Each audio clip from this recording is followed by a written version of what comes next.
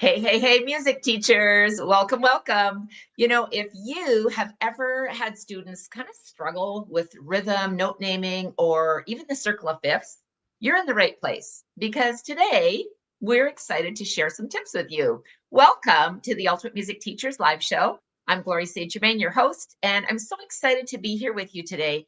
You know, three of the most common music theory concepts that can kind of trip up students and often hold them back from learning music and kind of makes them want to quit. But today, we're going to make it easy for them, easy, engaging, and actually effective. So, joining me, as always, is my amazing co host, the incredible Joanne Barker. Come on down.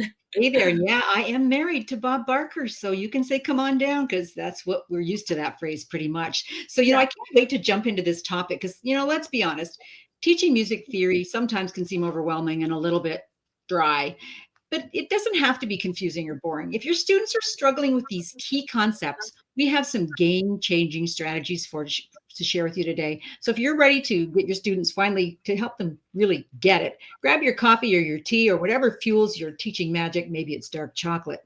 And let's do this. Yeah, absolutely, Joanne. All right, so let's start with rhythm.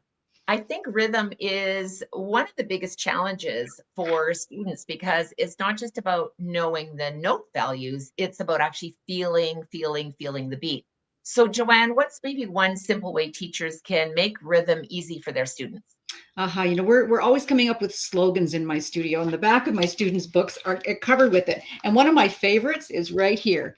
If you want to play it, first you need to say it. I find if you come up with funny little sayings like that, all I have to do is say, if you want to play it, they finish the sentence with, first you need to say it.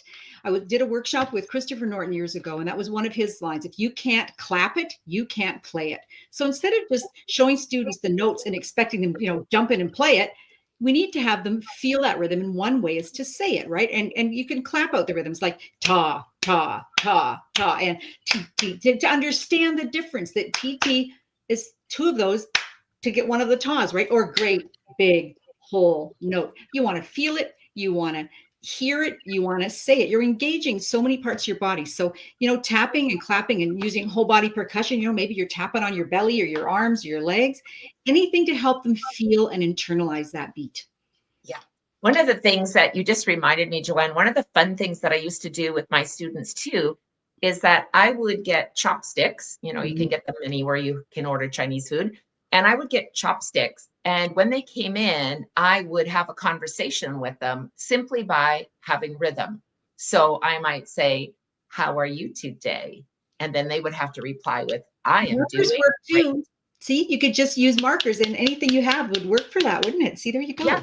Yeah. So it's a lot of fun if we just think, how can we do things differently? So, and another super fun way to teach rhythm easily is through games and through movement. So, rhythm relays, freeze dance, even cup rhythms. I did one of those, at Christmas time with my students. You want to make it interactive and you want to make it fun. And then, of course, inside the Ultimate Music Teachers membership at teachumt.com, we have amazing games, activities, and lesson plans that can break up your rhythmic patterns. Like, how am I going to teach this rhythm step by step? All ready and waiting for you. So jump in, check And it out. students love playing those games. I was doing a lesson with a student last night who was kind of a little in that humdrum kind of mood. And I said, shall we do a test? Because we call them tests. And his face lit right up, right? So, games can be fun, and it's fun for teachers too. It's not the same old, same old. It's another way to reinforce what we're teaching because we want to have fun. Yeah, I love how you say, I use the word tests, which means we're going to play a game, because then that word test doesn't go back, So it's awesome.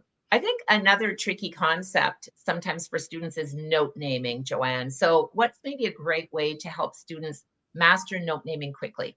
Well, you could do the find it, say it, play it.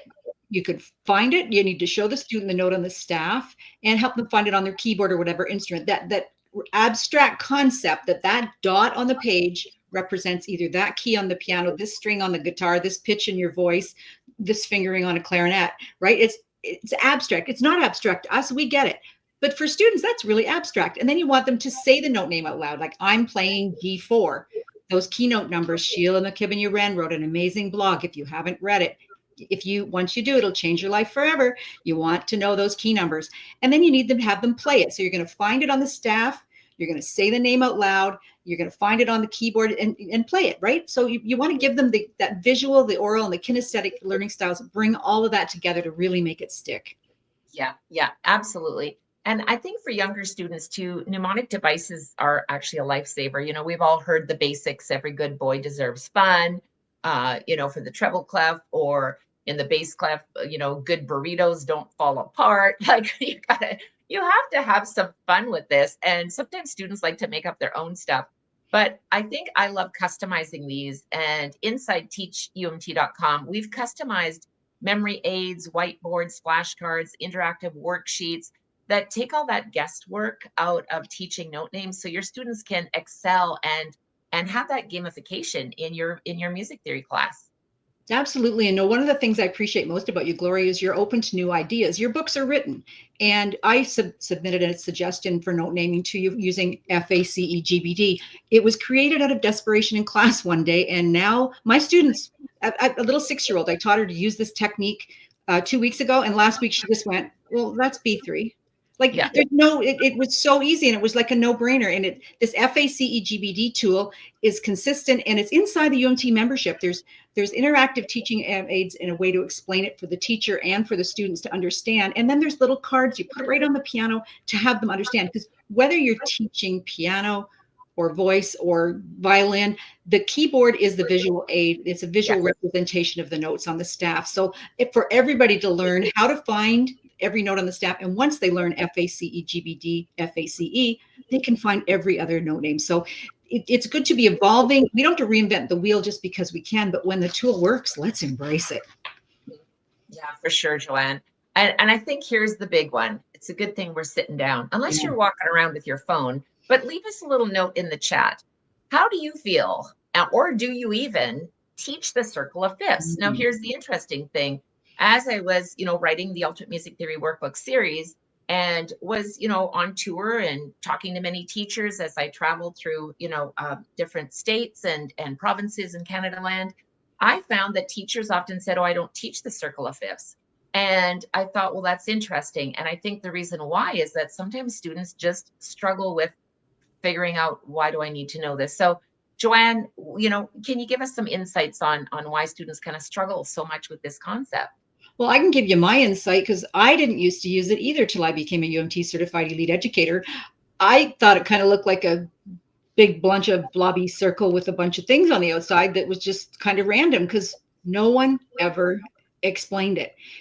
I've always said that I felt like a hole was drilled in my head and the information was poured in and a cork stuck in it. And then I was pushed in that room to write theory because the only goal was to understand it or know it long enough to write that darn test. That's not the case. We need to understand the language. So, if you can break it down into patterns, the circle of fifths is really a predictable pattern of moving up. And that's what I learned from the certification course.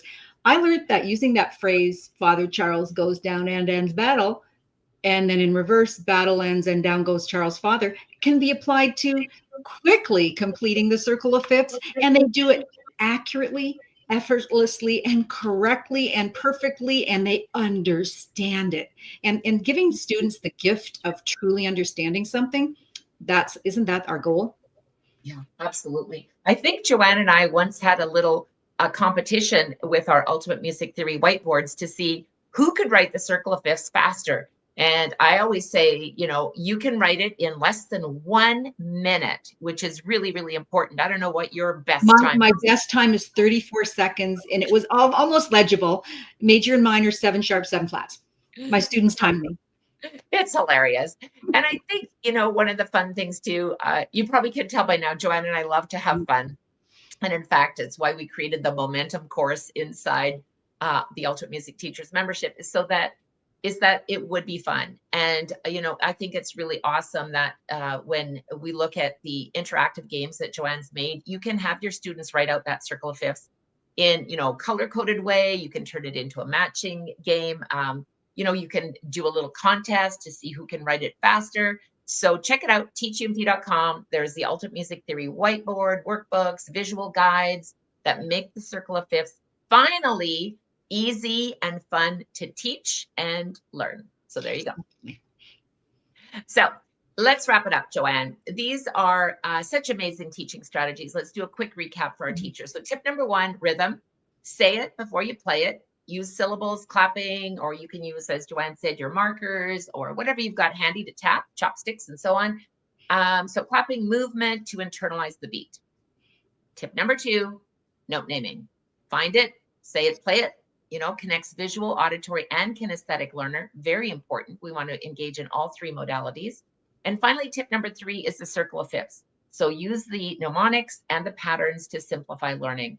So teachers, there you go. These are just a few of the strategies inside the Ultimate Music Teachers membership at teachumt.com. Inside, you're going to get your courses to help you teach with confidence, your lesson plans, your resources to save you time, community coaching. So you don't have to do this all alone. Right, Joanne? That's right.